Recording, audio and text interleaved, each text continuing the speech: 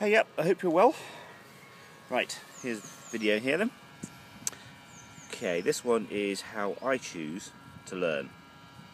It's a choice I have in how I learn, how I develop myself. Okay.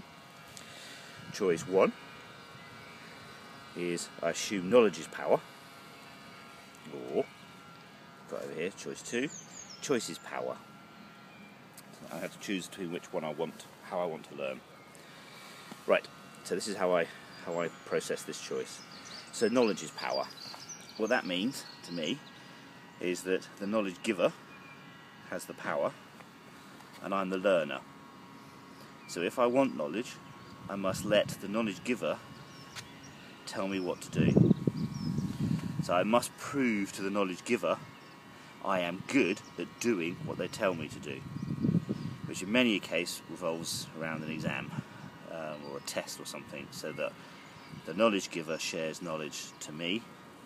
I do what I'm told to do, I process it, and I prove to the knowledge giver that I've understood it by giving them the answers they want back. Okay? So what that means is I've got to be good at doing what I'm told to do. Which means, therefore, I spend less time, because there's only so many hours of the day, I spend less time thinking for myself. Okay, that's a consequence of that choice. Okay, I'm sure there's situations where that works, but all I'm saying here is that's the consequence of that way of learning, is I naturally develop better skills of doing what I'm told to do than I do of thinking for myself. I can't, by spending time doing that, I'm going to spend less time doing this, learning for myself. Okay, so rattle up onto my or. Choice 2. Choice is power. Now for me, this way of learning, so I'm the learner and I choose what I want to learn. Once I've chosen what I want to learn, what I now have to do is extract the knowledge from the expert, often by asking questions and having sort of a good respectful conversation. I extract what I need to know from the knowledge expert. Okay? Of course, mission critical to that is I must be good at making choices about what I learn, otherwise I might miss something key because I don't ask the right question of the knowledge expert.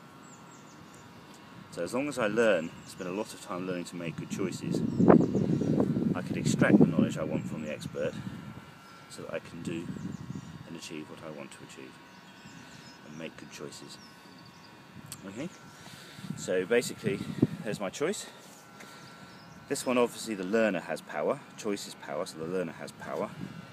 This one here, the knowledge provider has power. So obviously, as I see it anyway, is that most schools are based on this one. So when I go to school, when I send my children to school, I'm choosing them to learn this way, which is fine. It's just I mustn't also forget that it's actually this way of learning. Okay? And in this format, effectively what happens is that the knowledge experts are effectively coaches.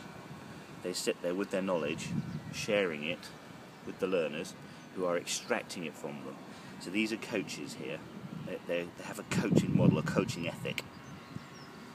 So here, if I'm going to send my children to learn this way, what I need to look for are experts who coach, who are prepared to give the learners time to make the choices, to extract the knowledge. Whereas choice 2, where knowledge is power, the knowledge giver is effectively the teacher, and the learner, the young people. Okay, so this one here is going to produce people who are, who are lots of people who are going to learn the same thing from the knowledge givers and become good at doing what they're told to do. They are therefore going to spend less time thinking for themselves. Whereas choice 2, they're going to have to spend more time thinking for themselves, learning how to make good choices, whilst they interact with coaches to learn.